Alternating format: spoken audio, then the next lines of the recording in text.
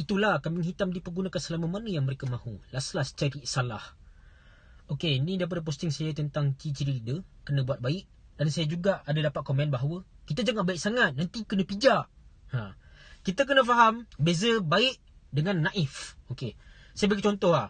Kita ada isteri, kita ada anak-anak. Lepas tu ada orang jahat datang, dia pukul isteri dengan anak kita. So kalau orang tu naif, dia akan kata, aku baik, tak apa, aku tak nak pukul orang tu, aku nak menyebarkan kebaikan. Sebenarnya itu bukan baik. Itu adalah satu kezaliman. Dia naif, dia dayus. Nampak? Tapi kalau ada orang datang, dia nak pukul isteri anak dia, dia defend, lalu dia pukul balik orang tu, itu adalah act of self-defense, dan itu baru dikira baik. Okay, faham tak? Beza baik dengan naif. Okay, so kalau orang kata, kalau jadi baik, orang akan pijak-pijak kita.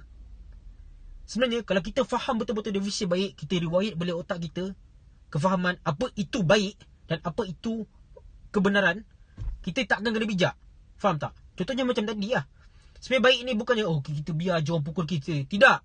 Baik ni maksudnya kita buat satu perkara dekat tempat yang betul, tempat yang benar, di waktu yang benar, dengan cara yang benar. Okay? So kita kena riwayat balik kita punya fikiran tentang baik dan naif. Dan kita sentiasa kena jadi baik. Malah being cautious ataupun berhati-hati dengan orang yang nak dajar kita, tipu kita, itu pun adalah satu kebaikan.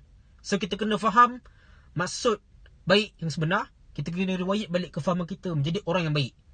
Okay?